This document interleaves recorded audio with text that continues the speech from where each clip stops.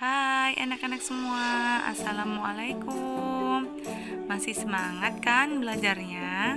Hari ini tema kita yaitu persatuan dalam perbedaan dan subtema 2, bekerja sama dalam mencapai tujuan.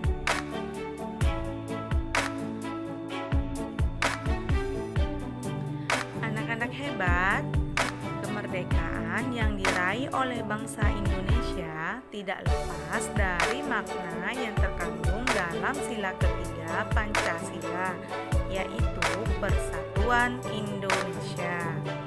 Meskipun Indonesia terdiri atas ribuan pulau yang membentang dari Sabang sampai Merauke dan penduduk yang berasal dari latar belakang dan budaya yang berbeda-beda, namun dengan semangat persatuan dan kerjasama, bangsa Indonesia mampu mengusir penjajah dari muka bumi Indonesia. Seperti semboyan yang sering kita dengar, bersatu kita teguh, bercerai kita runtuh.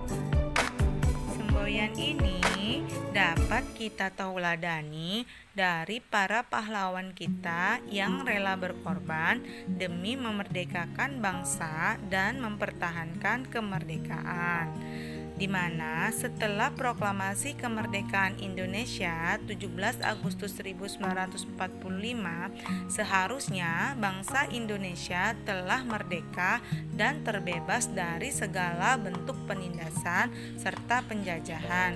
Namun kenyataannya tidak demikian.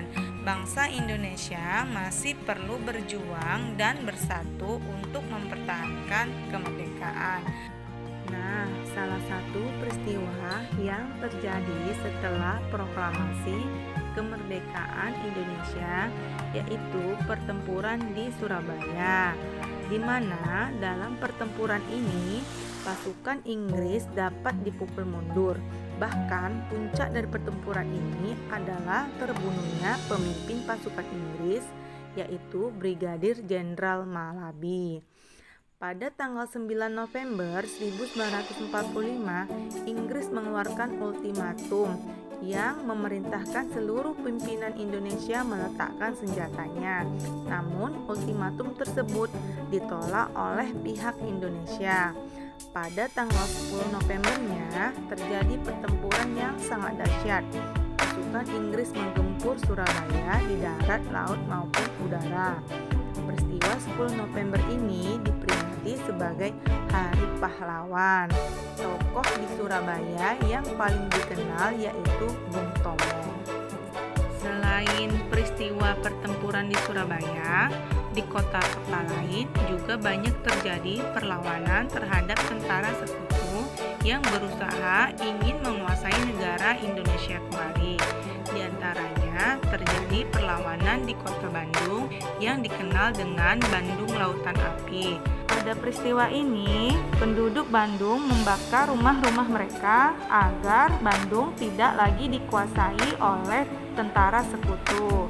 Pada peristiwa ini, yang terkenal adalah tokoh Muhammad Toha karena berhasil meledakkan gudang penyimpanan senjata sekutu. Nah, setelah kalian membaca teks tentang pertempuran Surabaya dan Bandung Lautan Api, kalian sekarang perhatikan peta pikiran pada gambar. Kalian diperintahkan untuk menjawab pertanyaan dengan menggunakan kata tanya 5W plus 1H. Pada subtema ini kita akan mempelajari adaptasi. Adaptasi merupakan kemampuan makhluk hidup untuk menyesuaikan diri dengan lingkungannya. Adaptasi dibedakan menjadi 3 macam, yaitu adaptasi morfologi, adaptasi fisiologi, dan adaptasi tingkah laku. Setiap makhluk hidup harus bisa menyesuaikan diri dengan lingkungannya untuk dapat mempertahankan hidup dan berkembang biak. Anak-anak ibu semua, sekarang amatilah gambar yang ada pada layar HP kalian. Ada ayam, bebek, ikan, dan cicak, di mana hewan-hewan tersebut memiliki habitat yang berbeda-beda. Dan di sini ibu akan menjelaskan yaitu tentang bebek. Bebek memiliki ciri khusus dengan mempunyai bulu yang berminyak sehingga ketika berenang bebek tidak akan basah. Kemudian paruh bebek pipih dan lebar yang memudahkan bebek mencari makanan di air ataupun lumpur. Selain bebek, hewan lain yang dapat menyesuaikan diri terhadap lingkungannya yaitu ikan. Ikan adalah hewan yang dapat hidup di dalam air. Ikan memiliki insang di bagian kiri dan kanan yang berfungsi sebagai alat pernapasan saat ikan di dalam air. Selain itu, ikan juga mempunyai sirip yang berfungsi untuk menggerakkan tubuhnya sehingga ikan dapat menentukan arah kemana ia berenang.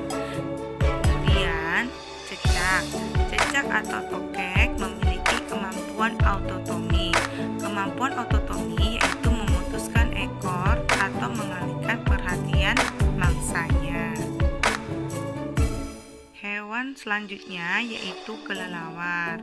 Kelelawar memiliki kemampuan ekolokasi, yaitu kemampuan untuk memancarkan dan menerima pantulan gelombang ultrasonik untuk mendeteksi adanya pergerakan mangsa dan mengidentifikasi keberadaan objek. Hewan berikutnya yaitu landak. Apabila diserang musuh, landak akan melarikan diri masuk ke dalam sarangnya. Sarang landak berada di dalam tanah.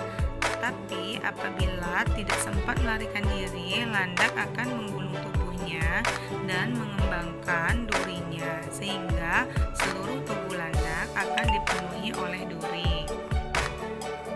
Bentuk adaptasi cumi-cumi yaitu saat ada pemangsanya, cumi akan menyemprotkan cairan tinta pekat untuk melindungi dirinya. Cumi-cumi juga dapat memancarkan cahaya dari tubuhnya. Kemampuan ini dapat membantu cumi-cumi mencari makanan di malam hari. Mangsanya akan mendekat karena tertarik oleh cahaya yang dipancarkan oleh cumi-cumi. Kemudian, hewan terenggiling. Terenggiling mempunyai lapisan kulit yang tebal dan nampak seperti sisik. Terenggiling mampu menggulung badannya sehingga menyerupai bola. Hal ini dilakukan untuk melindungi dirinya saat ia mendeteksi adanya bahaya atau musuh. Dan hewan gajah. Gajah mempunyai belalai untuk mencari makanan. Gajah mempunyai daun telinga yang besar serta kulit yang tebal dan berkerut. Kemudian hewan unta. Bentuk adaptasi unta yaitu dengan adanya punuk di atas punggungnya. Punuk unta menyediakan sari makanan bagi hewan ini ketika ia mengalami kesulitan makanan dan kelaparan. Dengan demikian, unta dapat hidup hingga 3 minggu tanpa minum sama sekali. Nah, untuk lebih jelasnya lagi, anak-anak ibu harus lebih sering membaca dan mencari informasi dari Android kamu masing-masing tentang adaptasi tumbuhan dan hewan. Sampai di sini ya anak-anak semua pelajaran kita hari ini. Tetap semangat and stay at home. Dah, selamat pagi. Assalamualaikum.